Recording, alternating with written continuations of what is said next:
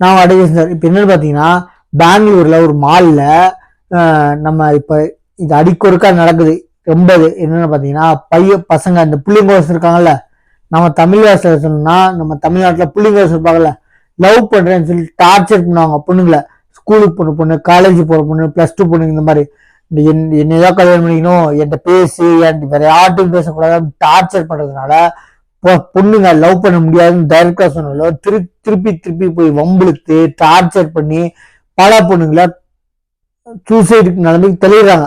அதே மாதிரி இங்க சில பேர் கொலை பண்றாங்க. என்னைய விட்டு நீ வேற எப்படி கல்யாணம் பண்ணுவோம் அப்படின்னு கொலை பண்ணிடுறாங்க. அதே மாதிரி ஒரு பொண்ணு இப்ப பெங்களூர் மாலுக்கு போயிருக்கு. அந்த மாலுக்கு ஃபாலோ பண்ண அந்த பையன் லவ் பண்றேன்னு டார்ச்சர் பண்றதுல அந்த பொண்ணை கொண்டுட்டான் மால்லே. சரிங்களா?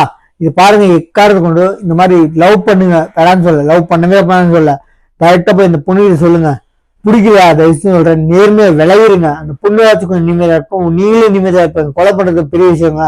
வாழ்க்கை ஃபுல்லா நடக்க தானே, நல்லா பிடிச்சிக்கோங்க. இப்ப தூக்கு தண்டனை ரொம்ப கம்மி, ரொம்ப ரொம்ப கம்மி. தூக்கு தண்டனை கொடுக்குறாங்க ரொம்ப கம்மி. சாகர வரைக்கும் செய்யறது என்ன, எக்காரத்தை கொண்டு உங்க வாழ்க்கையும் போயிடும். அந்த பொண்ணோட வாழ்க்கை படிக்க வைப்பாங்க, பெற்றிருக்காங்க, வளர்த்தவங்க 20 வயசு 18 வயசு வரைக்கும் வளர்த்தவங்க ரொம்ப கஷ்டம். பெற்றவங்க நீங்க பண்ற வேலைங்கல்ல, அவங்க பெற்றவங்களுக்கு சாவர வரைக்கும் நடக்குது. தயவுசெய்து சொல்றேன், இந்த மாதிரி உங்க வீட்டுல அக்கா தங்க இருக்க மாதிரி நினைச்சுக்கோங்க. இந்த மாதிரி ஃபாலோ பண்ணிட்டு மாதிரி பிடிக்கல லவ் பண்ணுங்க வேணாம்னு சொல்லுங்க. மூஞ்சிக்கு நேரம் கையை பிடிச்சி இருக்கிறது, என்னதான் லவ் பண்ணுன்னு சொல்றது, என்னதான் கட்டிக்கணும்னு சொல்றது, என்னைய விட்டு வேற யார்கிட்ட பேசக்கூடாதுன்னு சொல்றது, ஏன்னா தேவையான வேலை. எக்காரத்தை கொண்டு இந்த மாதிரி வேலைகள் ஈடுபடாதீங்க. ஏன்னா இப்ப தண்டனைகள் ரொம்ப கொடுக்கும்.